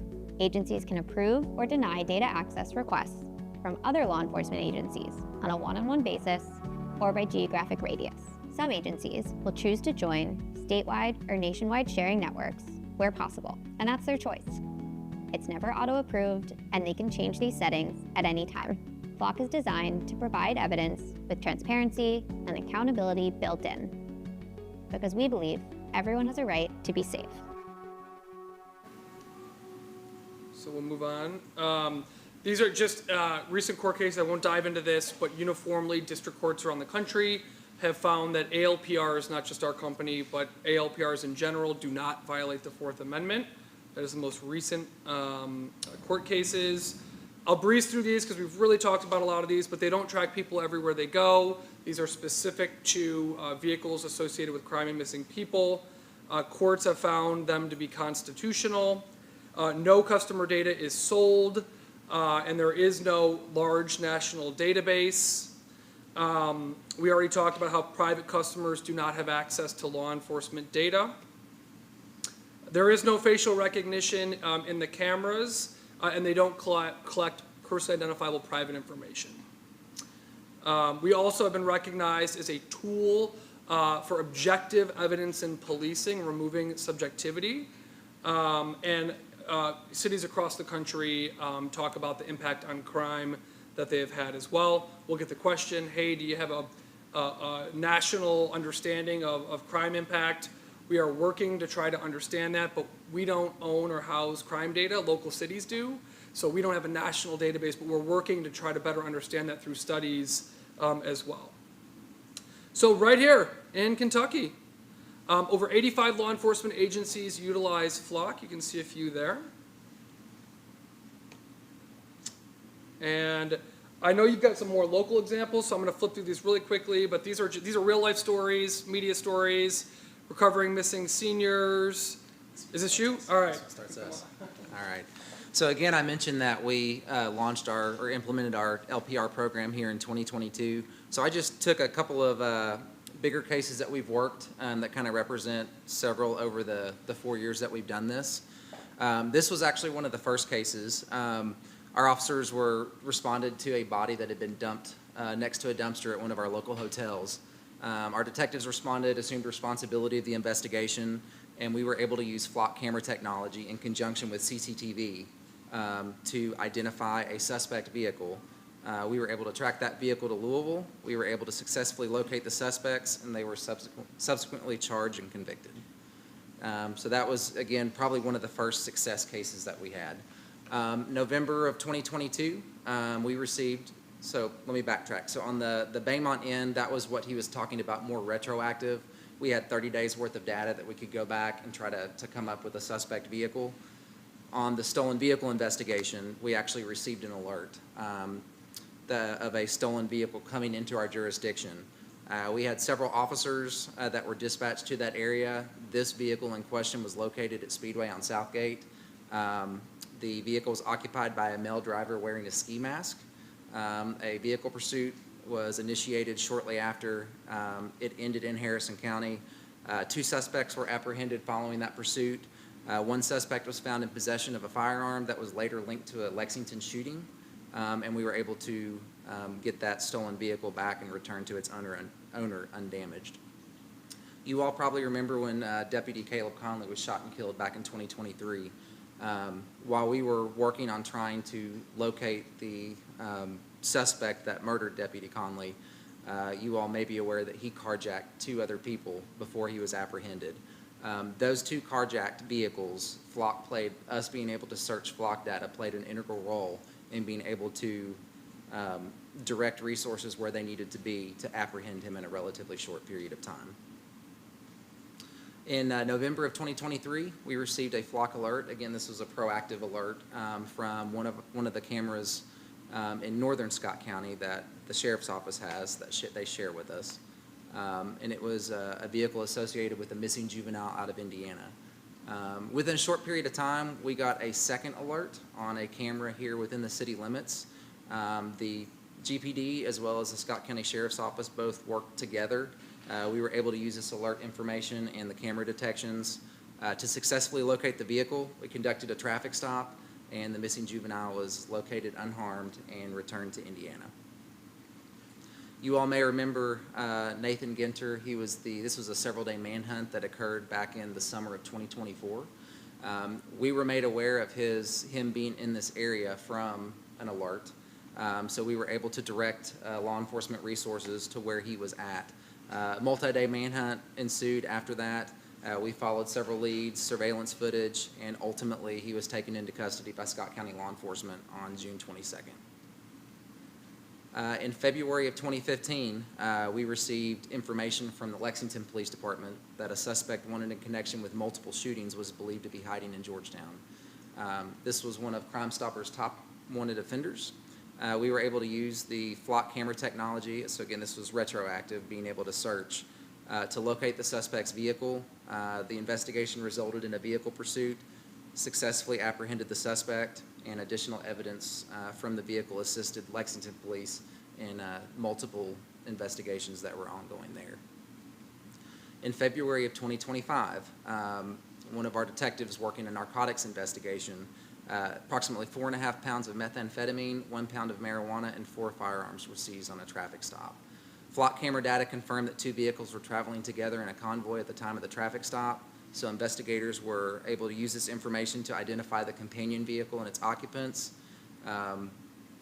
The intelligence we were able to obtain by retroactively searching and getting some investigative leads significantly advanced the investigation, and the case ultimately went federal, and they were prosecuted federally for narcotics.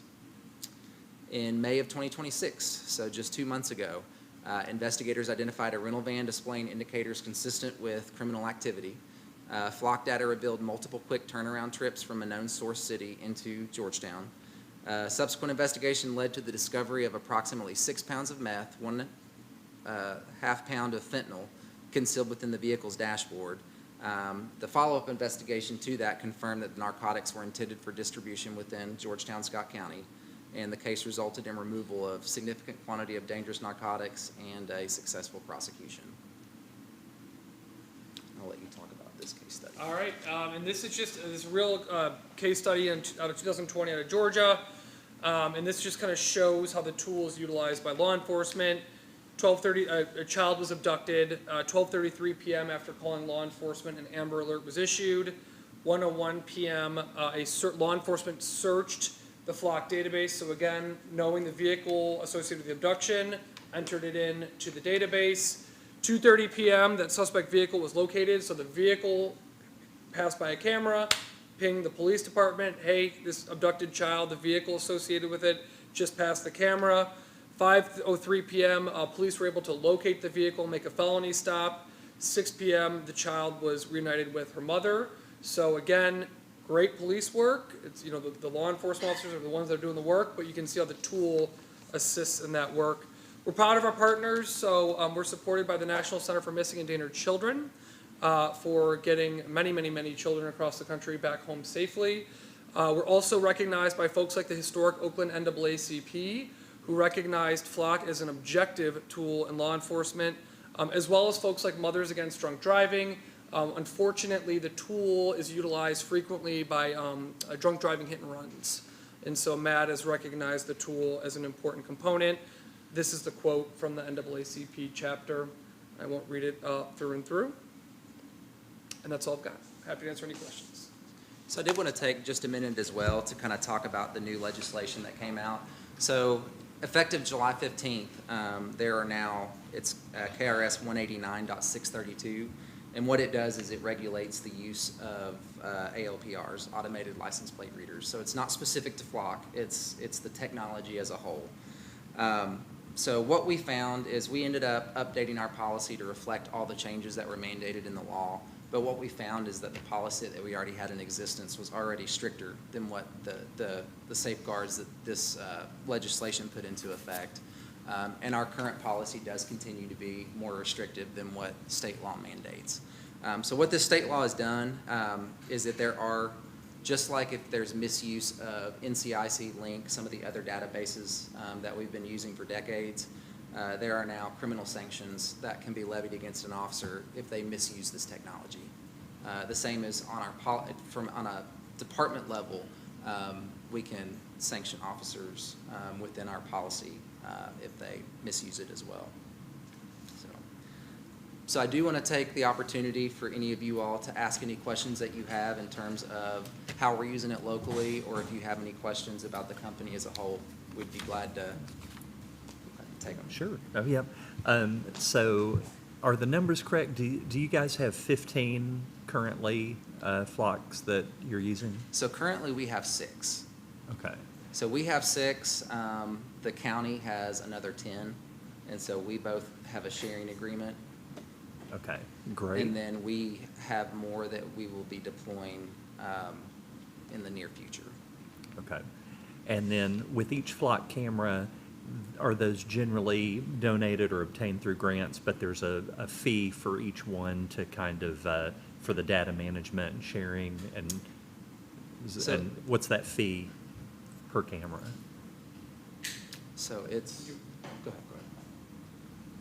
So I can tell you that we pay $3,000 per year for each camera, and they consider that to be white glove, meaning that they handle the maintenance, they handle the LTE or 5G data connection, as well as that pays for any of the software licenses for unlimited number of users, basically however big our agency is. Great, okay. And do you have any kind of general idea how many private flocks or ALPRs are in the community, like from big box stores, things like that, HOAs? So I'm aware of, I know there's a local bank that uses them. I know Lowe's has deployed them nationwide. Our local Lowe's also has them as well.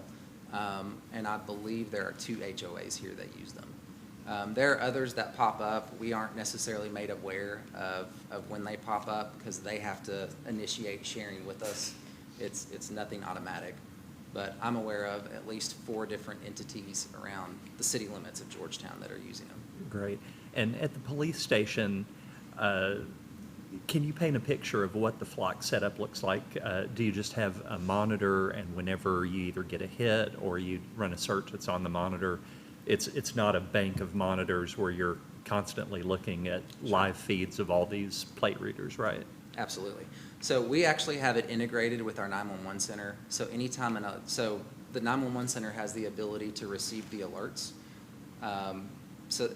So there's 2 different ways this happens. So each of the officers can download an app, or can also download and log in through their MDT in their car to receive any of the alerts. And then dispatch is also monitoring for any of the alerts of stolen vehicles, any of those that kind of qualify as that proactive of somebody coming into our jurisdiction, and they will actually create a call for service and dispatch it to us or the sheriff's office, whichever entity it applies to. Great, okay. And you mentioned Lowe's. I think a few weeks or months ago, I noticed an ALPR at the intersection going into Lowe's, and then the other day, it looked like a second one had been added. Are there 2 there, and are they both GPD, or is? We don't own any on that, in that area of town. Wow. So any that you're seeing over there are privately owned. Okay. Well, all right. I may have a few other, I'll give you guys an opportunity to ask some questions. I may have a couple other ones here in a little bit. Yeah, go ahead. I have one to Nick and then one for, how many times can you tell me in the last 30 days that Georgetown Police Department has used a flock camera? Retroactively, in terms of like us using it to generate investigative Either you've leads? got an active situation going on, or you've had to go back in to pull out information in the last 30 days.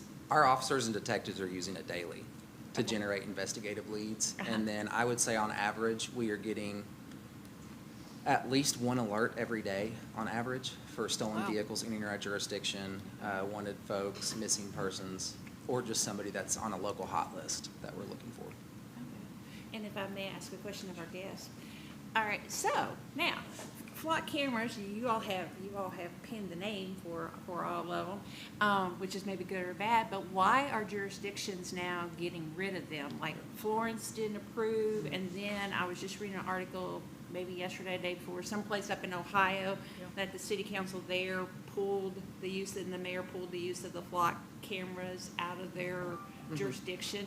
So why are you because, you give us a presentation, it's very positive, which I wouldn't Yep, expect you yep. to give me a negative one, but Sure. for an Amber Alert, or if I had a child and they were Yep. missing, yes, I would definitely want you Yep. to be using it. So why is it getting so much negativity right now? Yeah, that is a great question that I don't have a great answer for, why there's kind of a larger, I will say that we're the #1 ALPR provider in the country. So when you're the bigger fish, I think that probably draws some attention. A couple things. First, and then I'm just going to speak to you directly. The national climate is hot right now, political climate, and community conversation. And I think that technology is being incorporated into that conversation. Yes. That is why, I took time tonight to really walk through how your department has these safeguards and audits and different things in place in order to address some of those concerns. Why have people left Flock? Some of it's budgetary, so sometimes they'll get on a state grant or a federal grant. The grant won't be renewed, it'll dry up, they can't afford it locally. Others are, again, concerns about kind of larger issues, not necessarily a problem that happened in their jurisdiction, but kind of larger political issues at hand. And I've seen those, I recognize that as well. So I would say that is probably the leading reason. But again, when you talk to those local law enforcement officers, when you talk to the city management leadership, they will tell you, no, our system hasn't been abused, and yep, we've got these, settings in place. And so, I understand as a former elected official, sometimes pressure comes on and people make different decisions. I will say though that the folks that leave the company, of course, make the headlines, but in 2025, I think we had about 40 agencies leave. We had about 925 that renewed or started with us for the first time. So the numbers are the vast majority of communities either renew or signed up for the first time. Now those don't make the news. The folks that leave us make the news, and we get that. But I would say that it would be either budgetary or kind of greater political conversations is the direct answer I can give you. Obviously, I can't speak for those councils and communities. They make their own decisions. Do you ever, maybe you don't, but do you ever have, if you have a community that is abusing it, and misusing it, would you ever pull from that community if they don't correct that issues? That's a great question. I actually have never gotten that question. So we have terms and conditions. So Leave yeah. it to me. Thank you. And now I need to research that question. We have terms and conditions, and they can be violated. So yeah, I mean, we have the right to extinguish a contract if that contract's violated. However, what I would also tell you is, and I'll maybe get to a question that may come up in advance, is this question of misuse. And what I would say is that there have been a handful of cases of misuse across the country. Each and every single one of them are completely unacceptable. What I can tell you is that our audit assistance and auditing program, every single one of those was found out because of the auditing controls in place. Okay. And, in those departments, as the captain noted here in Kentucky, now it can be a criminal offense, depends by state, but in each of those cases, those individuals are reprimanded, terminated, or prosecuted. So just as they would if they were abused other databases or other systems, we encourage those agencies to handle those abuse cases as they would anyone else. Obviously, out of 6,000 agencies across the country, the vast majority, whatever that percentage is, of officers that put a badge on every day, do the right thing and use the system for crime and missing people. The cases where that isn't the case, those also make the news. Completely unacceptable every single time. One is too many. The good thing is the controls in the systems usually identify that misuse, and those police departments handle those officers. Okay, because I don't know where it was, but they were talking about an officer was tracking his girlfriend or whatever using that.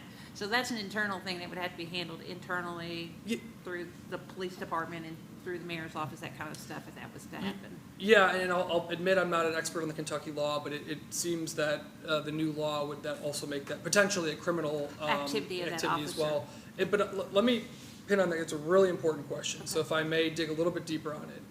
One of the reasons that the auditing and audit assistance is important is, let's say I'm an officer and I'm searching the same plate 10, 15, 20 times because I'm tracking someone or my ex or whoever, it's gonna flag that. So what the audit assistance has now done is it took it from the audit just being a trail of activity, very important, so you can see how the system's being used. Now it will flag awkward trends or weird trends. Again, it could be very reasonable. There could be a reason behind that search activity, but it will now, if you enable the proactive auditing, it will flag that type of behavior.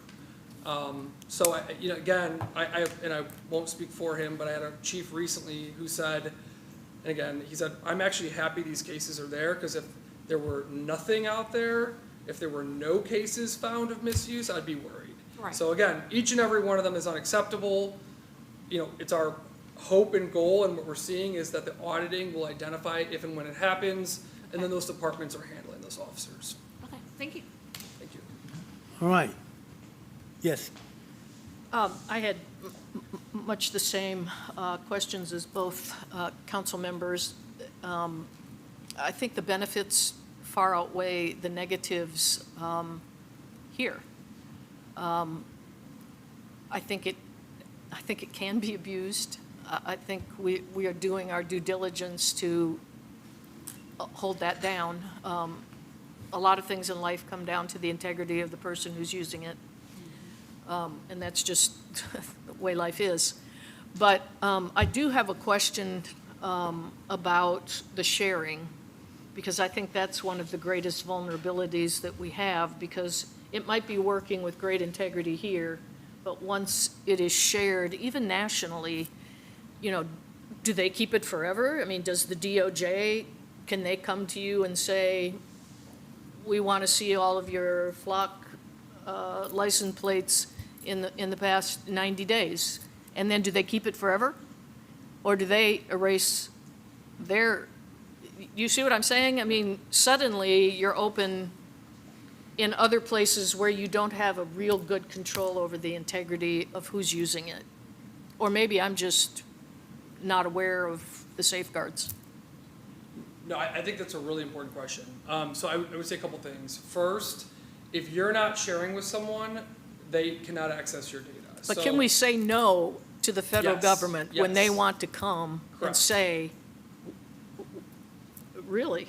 So if let me use an example. The Postal Service. Communities across the country partner with the Postal Service. In my hometown of Cleveland, we had an issue where someone stole the master keys and was running around and stealing everybody's mail. Yeah.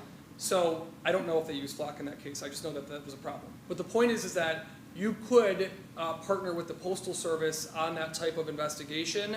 But let's say the Postal Service knocked on your door and said, hey, we have postal staff, we want to partner with you. You have to say yes. That answers my question. And they can come to you and force compliance for, is that what you're saying? It is legally your data, correct. So you can say no, whether it is Lexington or the Postal Service, you can say no to them, correct. Or the DOJ? Anyone. I mean, it is your data, you own it contractually, and the way the system works is you have the levers to say yes or no. And the other thing I'll just note on your question, Councilmember, after 30 days, the data is gone. Well, So I thought 90. 90 is the maximum in your state law. Right. Your settings are 30. Well, this is where it gets confusing to me, and it's probably just because I don't know. No. But I thought national subsided state and state was over local. And so local can't tell state no. Someone give me some clarity there. Here's what, and correct me if I'm wrong, if it's part of a case and that case has made it into the court system, then the Department of Justice can see that. But if it's just records that they track, then they can't. They can't get it. That's what Yes, he's sir. saying. Anything that's beyond 30 days then falls under the rules of evidence. So we are downloading that information and handling that just like we would any other digital or physical evidence. Even though, so the way that the law is written isn't specific to flock. Flock's standard approach is 30 days. The law that came out last week just basically says we will allow it up to 90 days at a maximum. And there's a multitude of other LPR companies that tow services work with, that tolling Yeah. road tolls work with. So I don't anticipate that 30-day window changing for us based on Okay. the agreement we have with Flock. Kentucky law just basically says no matter what agreements you had in place before, you're not allowed to keep it for more than 90 days. Okay. Yeah, so It's the privacy that people are contacting. Yep. I mean, they're worried about a big brother but then you look at all the evidence of all the good they can do. Yep. And, it's a fantastic way to safeguard the public as well, so. In Councilmember, I'll say, your constituents reaching out about privacy, extremely reasonable. Very reasonable questions and concerns, no doubt about it. And I think that's why you have the power of the tool, but you also say, we're gonna only keep it for 30 days. We have audits and exactly how it's used. Yeah. I mean, so you've gotta build those in order to ensure that it's being used for law enforcement purposes here in Georgetown. Yeah, thank you. All right, yes. Oh, yeah. Do GPD officers have access, not necessarily through Flock, but just even in their cruisers to be able to, if they need to, access driver's license information anyway? Yes, so all of the mobile data terminals in the vehicles are able to, so we call it CJIS, so Criminal Justice Information System. That's going to be any warrant information, that's going to be driver's license information, vehicle registration information. If you've got a gun or a vehicle that's entered as stolen, we can get all of that information on protection orders. So yes, so a lot of the information that our guys are accessing is far more sensitive than this, just in terms of, stuff that they've had available for decades and stuff that they are held to a standard both by policy and by state and federal law. Our state legislators just finally catching up and recognizing that there should be some safeguards put into place like they have for decades with a lot of this other sensitive information and apply those same rules, or not necessarily same, but basically say that these are the guidelines and the guardrails that we want you all to operate within, and if you step outside of that, there could be criminal sanctions. Okay, great. And do you have a general idea what percentage ballpark private ALPRs are for Flock's business? I think I read somewhere that it was pretty high and that law enforcement partnerships didn't even have a large amount of that. Oh, no, I think the majority, and I'll get you an answer on that. The majority of our cameras are law enforcement, yes. Oh, okay. Yeah, but I'll get you a more specific number. Great. Okay, sounds good. Yeah. Do you guys have any other questions? Well, no, I guess you get it all, so. Okay. Yeah, on the way over, I was very excited, and I think we all really enjoyed hearing the presentation. And driving over, I was amazed. I started counting up in my mind all the different ways, just in general, we're on camera. You leave the house, and your own Ring doorbell camera and all the ones in your neighborhood. You go to Walmart, you're being recorded as soon as you walk in, and then also when you pay. You go home, and then, your phone may listen to you and tell you what to buy your wife for Christmas. It's really incredible how many different ways, and then even the private ALPRs at all the businesses. It's really amazing how much we are being recorded. But, yeah, I really appreciate you guys coming in and talking to us. All right, thank you for your Thank time. you for the time this evening. All right, thank you. Thank you. Thank you. All right, let's move on to item number 17, old business. New business.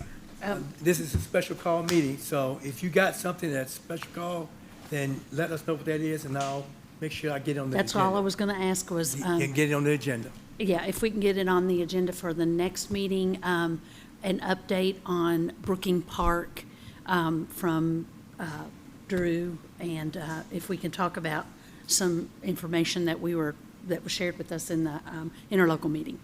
All right. Yep. So, Mayor, would the update on City Hall be in your old business? It will be on, we'll have to put that on the, new. We'll have her come in, do one, okay? All that'll be put on because this is a special meeting, okay? And if, like I said, if you have those, she'll write those down for me, and then we'll get that put on the agenda for the next meeting. All right? All right, item number 18, council comments.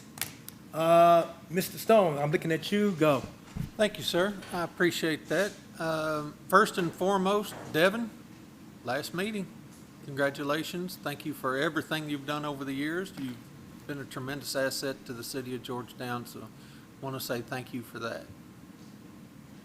And the second thing is, I know we can't bring him up here, but Chase is sitting back there, had a conversation with him about as we all got phone calls and text messages over the smell, it's, as we discussed, it's a matter of the old plant shutting down, the new plant coming online, and it's a temporary, unfortunate thing, but he assures me that it is temporary and that as the new system, they're learning it and getting things up and going, it should dissipate and go away. So other than that, I'm good. And what we can do with that, so we don't get into discussion of that, we can just put that, add that to the agenda. We can put that on the agenda to have him come up sometime later and have him talk about that. And he can give us a progress report as to what has transpired from the time you start to where you think he's going to be finished. Okay? All right, Ms. Mitchell. I just wanted to say, too, thank you very much, Devin, for all your work. You've been an asset, a brilliant mind, a steady hand, and you will be missed. But we are very proud of you, and we send you off to shine in another city. So thank you so much. Ms. Brent. I want to say the same thing. Thank you, Devin, for everything you've done for me as a council member, and thank you for what you've done for the city. And I pray that your family, this is a good opportunity for you and your family, and you'll always be in my prayers. Ms. Hambrick. Devin, you've been a blessing. We're going to miss you. You have been a mentor to me when I came on council the first time, and the second time, and the third time. You're not only wise, but you are sacrificial with your time. You are able to answer questions, and if you can't answer them, you find people who can. You've just been an invaluable resource for this city for a long time, and we're going to miss you. But thank you, and thank you for the compassion you have for all people. Mr. Mickey. Well, I will continue on. Devin, thank you so much. I've had the opportunity to work with you both in the business sector during your 9 years here and now this last year and almost 2 years as a city council member. And so, again, thank you.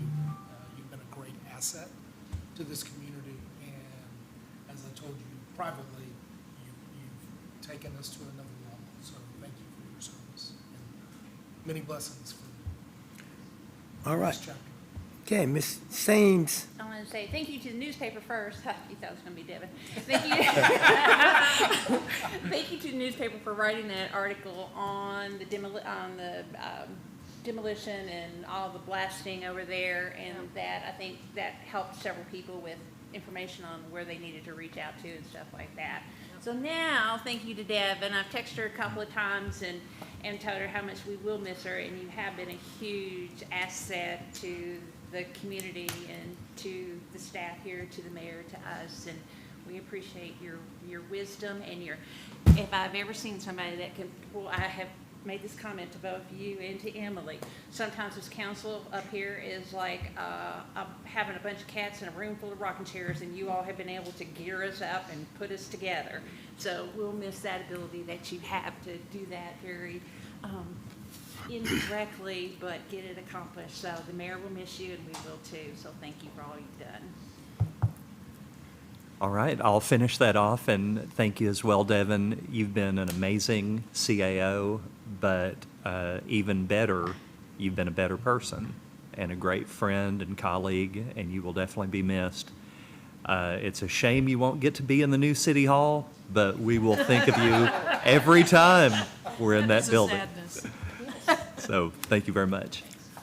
All right, and I concur with everything that's been said. You'll be greatly missed, and you know the way I feel about you, but I'm sure you won't be a stranger. So therefore, we know how to find you. I know where you are. So there you go. That being said, no more business to be brought before this council. This meeting is adjourned.